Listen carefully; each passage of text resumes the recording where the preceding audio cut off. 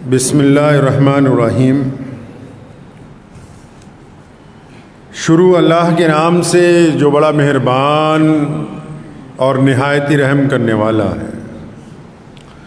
تمام حضرات سورہ فاتحہ اور درود پاک پڑھ لیجئے۔ اعوذ باللہ من الشیطان الرجیم، بسم اللہ الرحمن الرحیم۔ الحمدللہ رب العالمین الرحمن الرحیم مالک یوم الدین، ایاک نعبد وإياك نستعين، إياك نعبد وإياك نستعين، إياك نعبد وإياك نستعين، اهدنا الصراط المستقيم صراط الذين أنعمت عليهم غير المغضوب عليهم ولا الضالين آمین۔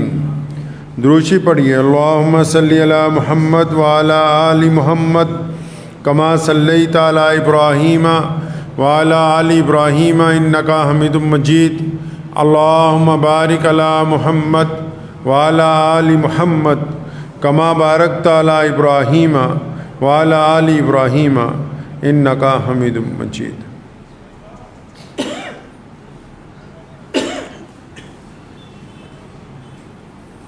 مسجد تو بنا دی شب بھر میں، ایمان کی حرارت والوں نے۔ مسجد تو بنا دی شب بھر میں، ایمان کی حرارت والوں نے۔ من اپنا پرانا پاپی ہے، برسوں میں نمازی بن نہ سکے۔ اقبال بڑا اپدیشک ہے، من باتوں سے موہ لیتا ہے۔ اقبال بڑا اپدیشک ہے، من باتوں سے موہ لیتا ہے۔ گفتار کا غازی بن تو گیا، کردار کے غازی بن نہ سکے۔ علامہ اقبال رحمۃ اللہ علیہ نے کچھ مساجد کے واقعات پر یہ بات قلم بند کی کہ جن کو اللہ تبارک و تعالیٰ نے کلمہ لا الہ الا اللہ محمد رسول اللہ صلی اللہ علیہ وسلم کی دولت عطا فرمائی، بھئی ان میں اللہ نے ایسی صفات، ایسی طاقت رکھی کہ اگر یہ اللہ کے گھر کی تعمیر کرنے پہ آئیں تو ایک شب میں بھی ایک پوری مسجد کی تعمیر مکمل کر دیتے ہیں۔ ایک رات میں ایک پوری مسجد بنا دیتے ہیں تیار، جہاں فجر کی اذان ہونے لگتی۔ مسجد جو ہے وہ بنائی کیوں جاتی؟ مسجد کا مطلب کیا ہے؟ مسجد ہوتی کیا ہے؟ مسجد بنانے کا مقصد کیا ہے؟ اللہ کے رسول صلی اللہ علیہ وسلم نے مسجد کیوں بنائی؟ اسلام کیا چاہتا ہے؟ مسجد کیوں بنانی ہے؟ کون لوگ مسجد کو بناتے ہیں؟ مسجد کہاں بنانی چاہیے؟ مسجد بن جائے تو مسجد کو بنایا کس نے؟ چلایا کیسے؟ مسجد کو چلانا کیسے؟ مسجد کا نظام کیسا ہونا چاہیے؟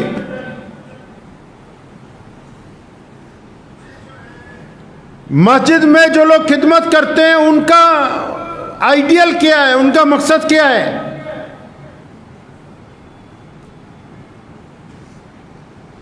مسجد کے انتظامیہ کی کیا ذمہ داریاں بنتی؟ امام کیا ہوتا ہے؟ صدر کا کیا کام ہے؟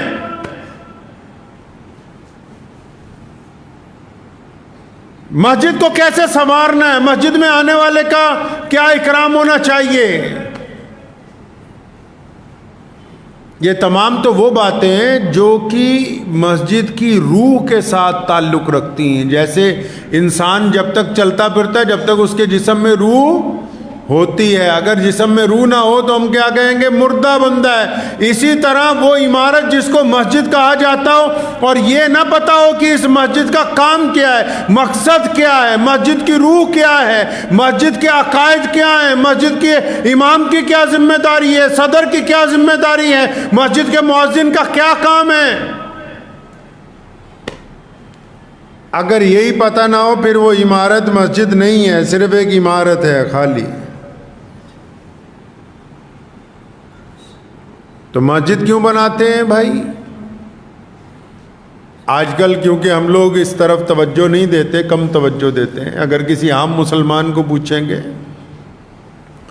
کہ مسجد کیوں بنا رہے ہیں، تو نماز پڑھنے کے لیے بنا رہے ہیں۔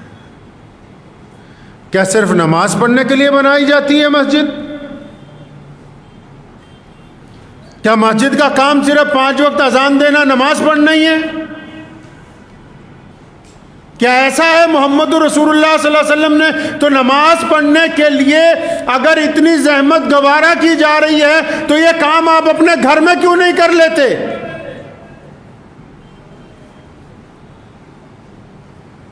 نماز تو گھر میں بھی ہو جاتی ہے، بہت سارے لوگ فجر کی نماز گھر پہ پڑھتے ہیں۔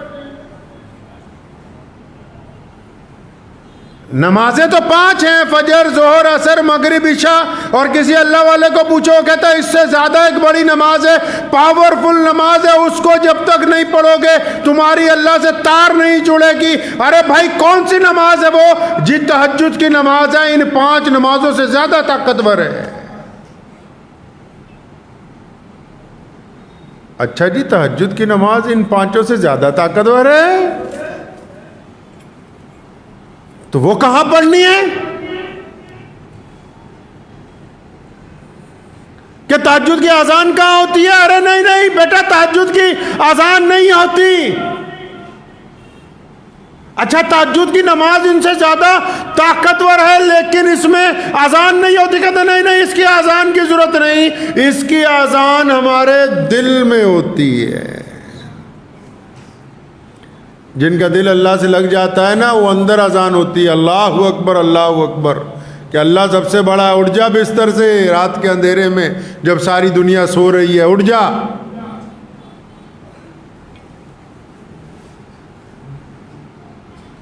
اچھا کہتا تہجد میں اذان نہیں ہوتی تو پھر مسجد کیسے کھلے گی؟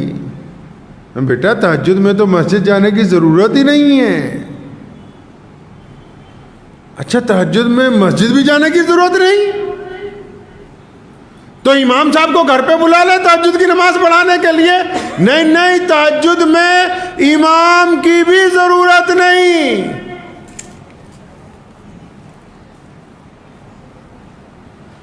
اچھا 5 نمازوں سے زیادہ بڑی نماز ہے جس میں نہ اذان ہوتی ہے، نہ تکبیر ہوتی ہے، نہ مسجد چاہیے، نہ امام چاہیے،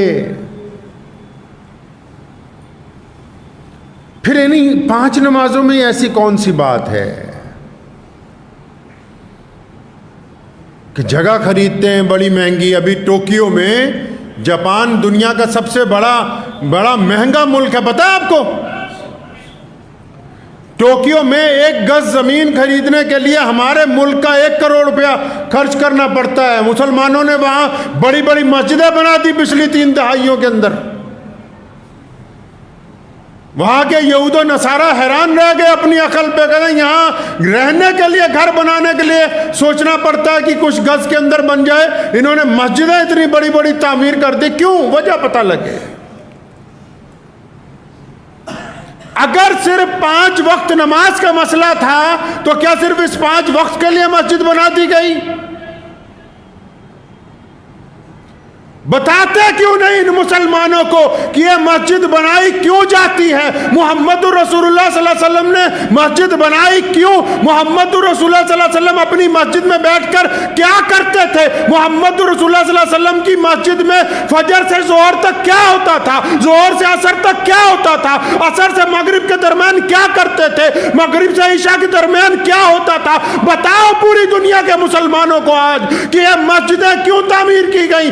ان مسجدوں کا کیا کردار ہے؟ یہ پوری کائنات میں اسلام کا جو پھریرا لہرا رہا ہے، یہ محمد الرسول اللہ نے جو مسجد نبی قائم کی، یہ اس کی برکتوں کی وجہ سے آج کائنات میں کروڑوں مسجدیں بنا کے مسلمانوں نے تیار کر دی۔ یہ اس لیے لہرا رہا ہے صرف 5 وقت نماز پڑھنے کے لیے مسجد نہیں بنائی گئی۔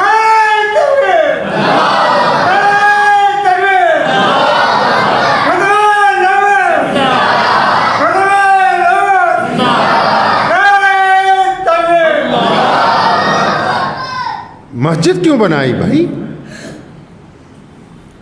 تہجد تو گھر میں بھی ہو جاتی ہے، ان سے بڑی نماز ہے کہ چلو محمد رسول اللہ سے پوچھتے ہیں، یا رسول اللہ بتائیں مسجد کیوں بنانی ہے؟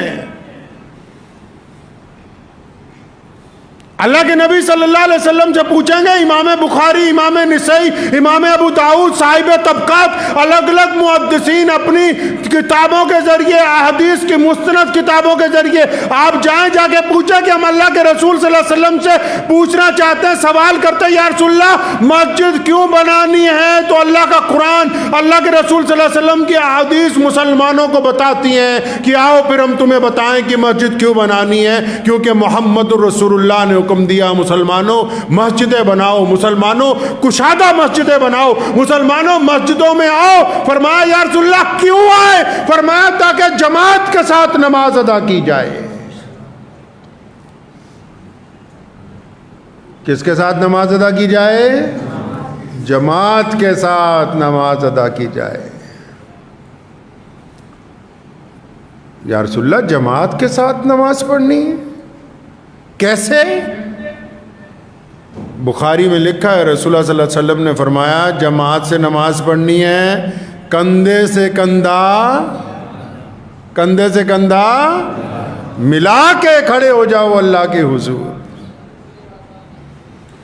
آپس کی کڑواہٹ کی، یا رسول اللہ کندھے سے کندھا ملا لیں، حکم ہوتا ہے حدیث میں، ہاں تاکہ تمہارے دل آپس میں مل جائیں۔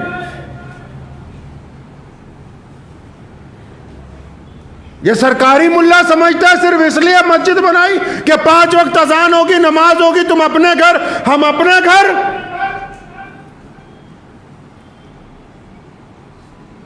مسجد اس لیے بنانے کا حکم ہوا، اللہ کے رسول نے فرمایا تاکہ تم اکٹھے ہو کے نماز پڑھو، کندھے سے کندھا جوڑ کے نماز پڑھو۔ مطلب یہ کہ ایک خوبصورت معاشرہ تیار کر دیا جائے جن میں آپس میں محبتیں ہوں، اتفاق ہو، پیار ہو، خلوص ہو۔ اگر فجر کی نماز میں عبد الرحمن نہیں آیا، ظہر میں نہیں آیا، عصر میں نہیں آیا، مغرب میں نہیں آیا، تو عشاء میں محمد جنید، محمد کاشف اس کے گھر جا کے پوچھے کہ بھائی آج تم کہاں تھے، کیوں نہیں آئے؟ اگر بیمار ہوگا تو اس کو دوا لا کے دیں گے، دکھ درد میں ہوگا تو اس کا ساتھ دیں گے، پریشان حال ہوگا تو اس کو حوصلہ دیں گے۔ پتہ یہ لگا کہ مسجد کی تعمیر تو اس لیے کی تاکہ یہ جو نمازیں گھر میں پڑھتے ہیں یہ مسجد میں پڑھیں، تاکہ ان نمازوں کے ذریعے ان میں محبت پیدا ہو، ان نمازوں کے ذریعے ان میں اتفاق آئے، ان میں خلوص آئے، ان کے دلوں کے اندر آپس کے اندر جو رنجشیں ہیں وہ ختم ہو جائے۔ آج اگر ایک مسجد میں نماز پڑھنے والوں کو یہ پتہ ہی نہیں کہ ان کے دائیں کون نماز پڑھتا ہے، بائیں کون نماز پڑھتا ہے،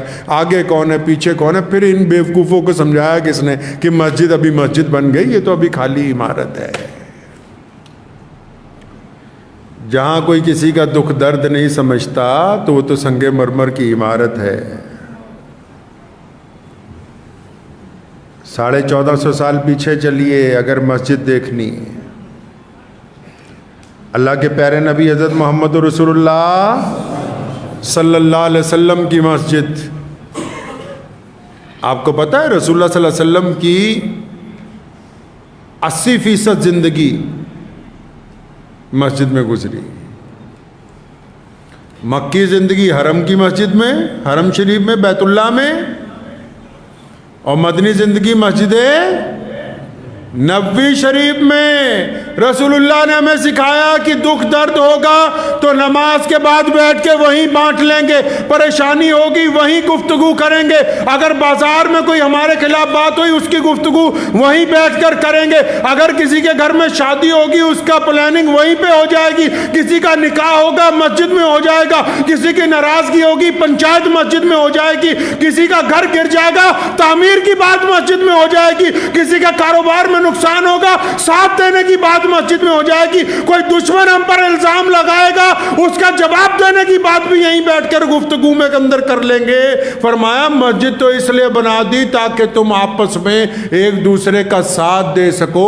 تمہاری مسجد میں تو میں نے سنا ہے کہ کسی کو پنکھا نہیں چلانے دیتے ہو بنا نماز کے۔ کون بدماش لوگ ہیں یہ جو کسی غریب کو 2 رکعت نماز کے لیے جماعت کے بعد کہیں کہ یہ پنکھا نہیں چلے گا، یہ اے سی نہیں چلے گا، فلاں کے لیے نہیں چلے گا، فلاں کے لیے چلے گا۔ مسجدوں کے نوکر مسجدوں کے بادشاہ بن گئے۔ اللہ کے گھر کے نوکر اللہ کے گھر کے بادشاہ بننا چاہتے ہیں، اور جو اللہ کے مہمان ہیں ان کو نوکر سمجھتے ہیں، اپنی اوقات اور اپنی حیثیت بھول گئے کہ اللہ تبارک و تعالیٰ نے تمہیں اپنے گھر میں رکھا کیوں ہے؟ اگر نوکر ہو تو اپنی اوقات اور حیثیت کے اندر رہ کے اللہ کے مہمانوں کا اکرام کرو۔ تمہیں یہ کسی نے نہیں اختیار دیا کہ تم اللہ کے مہمان کے ساتھ کس انداز کے اندر گفتگو کرو گے۔ نوکر کا کام صرف مہمان کا اکرام کرنا، اس سے زیادہ کچھ نہیں ہے۔ ہو سکتا ہے کئی پردھانوں کو، کئی چودھریوں کو میری بات بری لگ جائے جو مسجدوں پہ اپنی اعزاداری چلانا چاہتے ہیں۔ میرے والد صاحب شیر اسلام مولانا حبیب الرحمن لدھیانوی رحمۃ اللہ علیہ، مجھے اچھی طرح یاد ہے، ہماری قدم قدم پہ انہوں نے بچپن سے آج تک رہنمائی کی۔ ہم جو کہتے ہیں بس انہی کی گفتگو ہے۔ ایک دن کسی صاحب نے، ہماری مدرسے میں سے کسی نے اے سی بند کر دیا، کوئی تھا نہیں، تو بڑا بلا کے ڈانٹا مجھے کہ یہ بند کیوں کر دیے؟ کوئی تھا نہیں۔ فرمایا جو آنے والے ہیں ان کو آتی پہلے اس بات کا وہ انتظار کرے کہ مسجد ٹھنڈی ہو جائے، پھر اس کے بعد نماز پڑھے۔ ہمارے ذمے اللہ نے خدمت لگائی ہے مہمانوں کی، اللہ کے مہمان آتے ہیں۔ نبی اکرم صلی اللہ علیہ وسلم کی مسجد دیکھے، رسول اللہ صلی اللہ علیہ وسلم مسجد میں بیٹھے ہیں، سامنے قریب آیا غیر مسلم، رسول اللہ صلی اللہ علیہ وسلم کے پیٹ سے پتھر بندھے ہوئے ہیں، پوری قحط کا مہینہ ہے، مدینے میں کھانا نہیں مل رہا لوگوں کو، فصل اچھی نہیں ہوئی ہے۔ اس نے آگے سوال کیا، یا رسول اللہ میں آپ سے کھانے کا سوال کرتا ہوں۔ محمد الرسول اللہ نے اپنے صحابہ سے فرمایا جو اس کو بہترین کھانا کھلائے میں اس کے ساتھ جنت میں اعلیٰ درجے کے کھانے کا وعدہ کرتا ہوں، لیکن اس کو خالی نہیں لوٹایا، کھانا کھلا کے مسجد نبوی سے باہر بھیجا گیا۔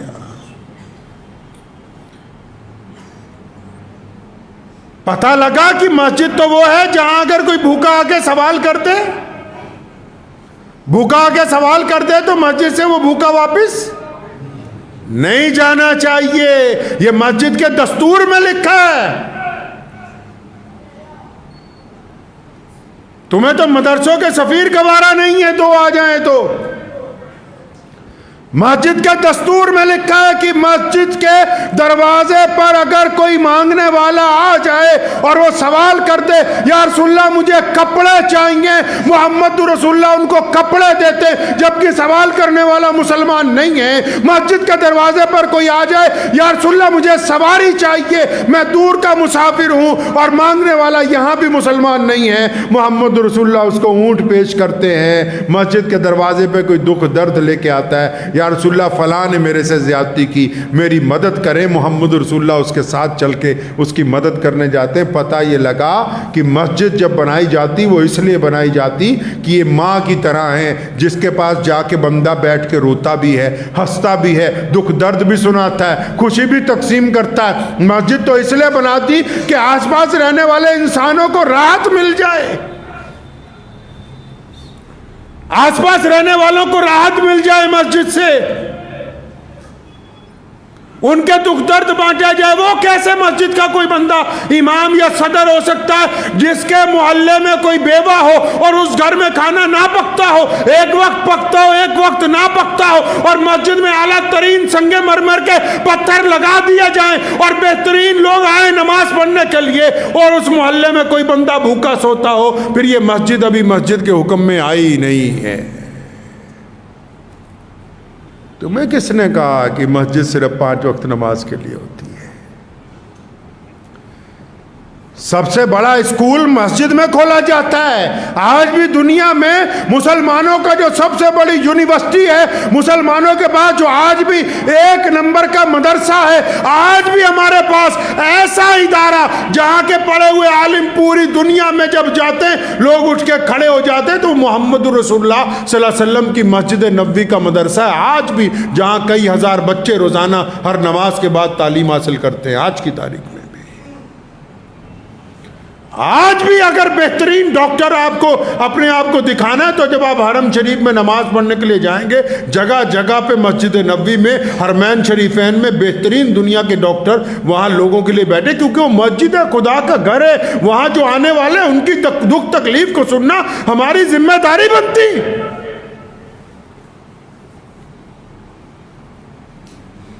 مسجدیں تو اس لیے بنائی جاتی ہیں کہ دکھ درد بانٹے جائیں گے، محبتوں کو عام کیا جائے گا، آپس کی رنجشوں کو ختم کیا جائے گا۔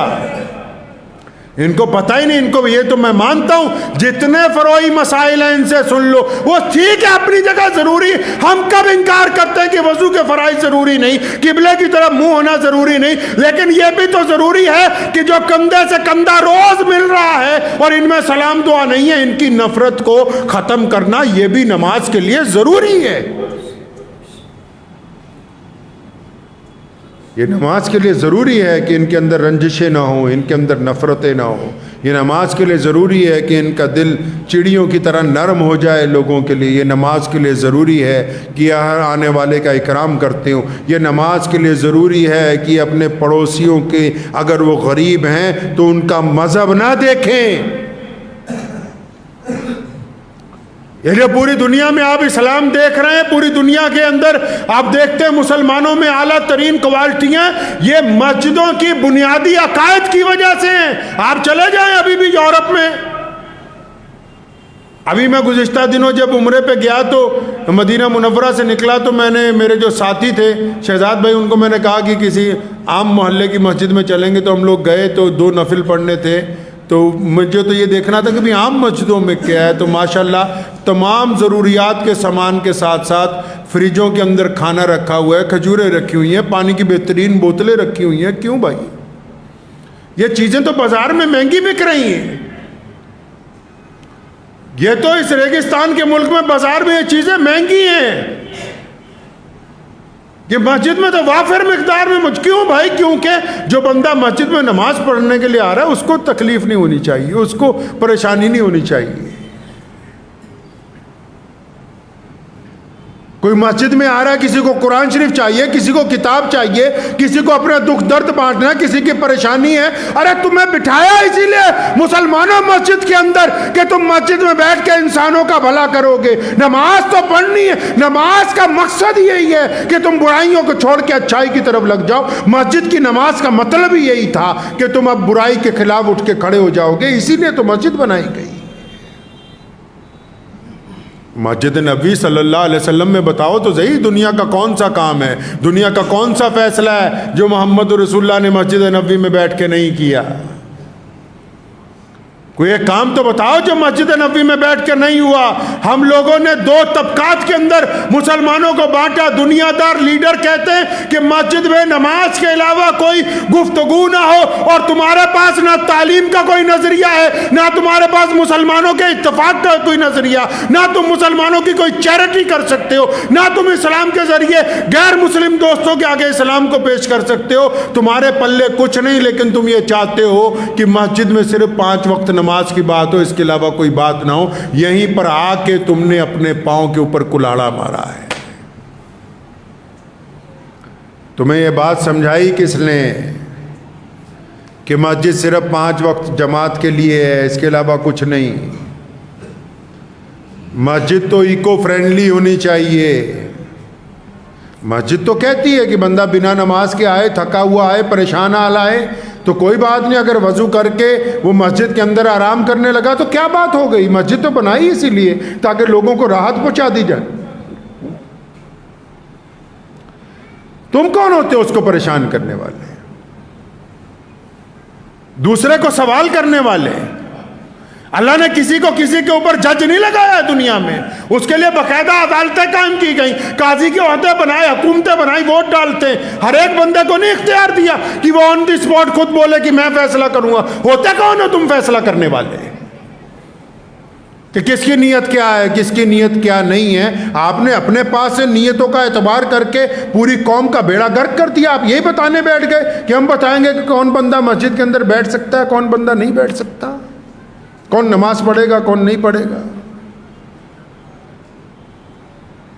مسجد تو وہی ہے، یاد رکھیے، چاہے آپ کے محلے کی ہو یا آپ کے شہر کی ہو، جس مسجد میں 5 وقت نماز کے نمازیوں میں اتفاق نہیں، وہ ابھی مسجد کے حکم میں آئی نہیں ہے۔ جہاں کندھے سے کندھے نہیں ملے ہوئے، وہ ابھی پوری نماز اپنے حکم میں نہیں آئی۔ جو اپنے امام کا اکرام نہیں کرتے وہ ابھی اعتقاد کے اندر نہیں آئے۔ جس مسجد کے دروازے پر کوئی بھوکا جاتا ہو اور خالی لوٹائے تو وہ ابھی حکم میں نہیں آئی۔ جہاں کسی کا دکھ درد سننے والے بیٹھنے کے لیے تیار نہ ہو اور خود میٹنگیں کر کے رات کو بریانی کی دیگ منگا لیتے ہو، یہ ابھی مسجدوں کے حکم میں نہیں آئے۔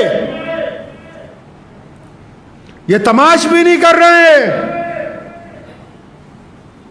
پوچھو جا کے ان مسجدوں کے پردھانوں سے، متولیوں سے، بتاؤ کیا کیا آج تک تم نے اپنی مسجد سے بیٹھ کے ہمارے لیے؟ کیا کوئی ٹیوشن سینٹر کھولا ہے مسجد میں؟ کیا کوئی بیٹیوں کے لیے سلائی کا سینٹر کھول دیا ہے؟ کیا ڈسپینسری بنا دی ہے؟ بتاؤ تو صحیح کہ کیا مسجد میں بیٹھ کے؟ کیا کوئی ایسا نظام بنا دیا کہ جو آتا ہے جس کے پاس کرایہ نہیں ہوتا اس کو ٹکٹ دے کے ریل چڑھا دیتے ہو؟ پتہ لگے کوئی اسپتال میں بیمار ہوتا ہے تم اس کا بل بھرنے کے لیے جاتے ہو تو اس کو دوائیاں دیتے ہو، پتہ تو لگے کیا ہے؟ پوچھا ایک دفعہ ان سے جا کے کہ تم کرتے کیا ہو مسجد میں؟ مسلمانوں، صرف اگر اس چکر میں رہ گئے تم کہ مسجد صرف 5 وقت نماز کے لیے تو اپنا بھی خسارہ کرو گے، دین کا بھی کرو گے، لیکن دین کل کو پھر آگے نکل جائے گا، تم یہیں کے یہیں کھڑے رہ جاؤ گے۔ پوری دنیا کی مسجدیں دیکھو جا کے، یورپ میں جائیے، افریقہ میں جائیے، عرب کے اندر جائیے، گلف کی کنٹریوں میں جائیے، پتہ لگے گا مسجد ہوتی کیا ہے، مسجد کے حقوق کیا ہیں، مسجد کرتی کیا ہے۔ بڑے بڑے ادارے مسجدیں چلاتی ہیں، بڑی بڑے اسکول، بڑی بڑی یونیورسٹیاں مسجدیں چلاتی ہیں۔ تم نے دین کو جب دنیا سے الگ کیا، مسلمانوں کے لیے دین اور دنیا 2 شعبے نہیں ہیں، ہمیشہ بعد پلے باندھ لو۔ ہماری دنیا بھی ہمارا دین ہے، ہمارے پاس نہیں ہے دنیا کا کوئی کھانا۔ پوری دنیا میں یہی تو لطف کی بات ہے۔ آپ کو پتہ ہے کیا لطف کی بات ہے؟ جو باطل ہے، یا آپ پوری دنیا میں کہیں جائیں گے کوئی عبادت گاہ بنتی ہے نا تو کئی لوگ کتراتے ہیں کہ عبادت گاہ کے قریب کا پلاٹ نہیں لینا، پریشان ہو جائیں گے۔ لیکن جب مسجد بنتی ہے تو مسلمان زیادہ پیسے اس لیے لگاتا ہے کہ مسجد کے ساتھ والا پلاٹ مل جائے تاکہ میرا گھر اللہ کے گھر کے ساتھ جڑ کے بن جائے۔ یہ فرق ہے ایمان کے اندر اور کھوکھلے دلوں میں۔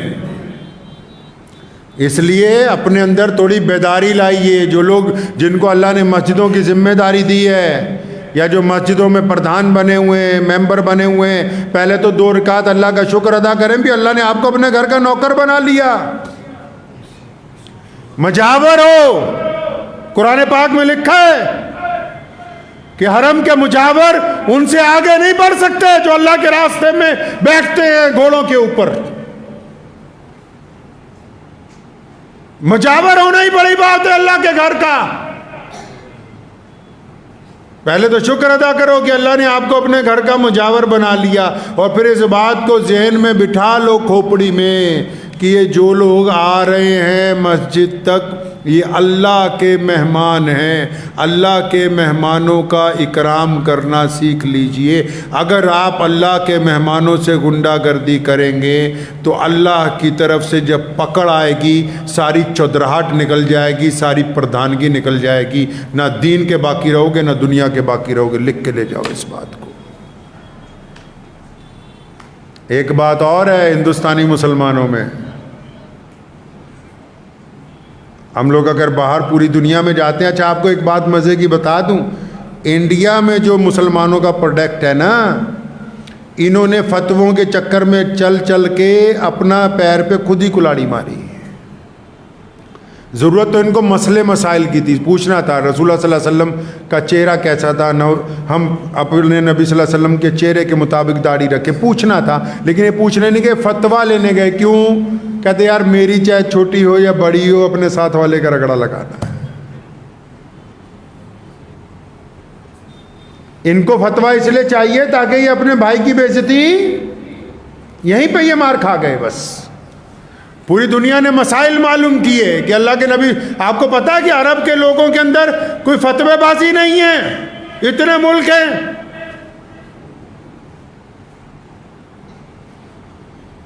کیونکہ قرآن کو اس کے فہم کے مطابق سمجھ رہے ہیں. ہم نے خود قرآن نہیں پڑھنا نہ، مسجد میں کوئی نظام ہی نہیں بنایا ہم نے کہ جی جو بچے ہیں وہ صبح کو پڑھیں گے، بڑے شام کو پڑھیں گے، جی جو بچے ہیں وہ ظہر میں آ جائیں گے، بڑے جتنے عشاء کے بعد 1 گھنٹہ قرآن پاک سیکھیں گے. نہیں، ہم نے تو کہا جا رہے ہیں تو 5 وقت نماز کے لیے ہے، بس استنجا کرو، نمازو کرو اور مسجد پڑھو، بس اللہ اللہ خیر چل رہا. دودھ چاہیے اصلی، دیسی گھی لینے جائیں گے بھی اصلی ہے، کپڑا لینے جائیں گے بھی بڑھیا کوالٹی کا چاہیے.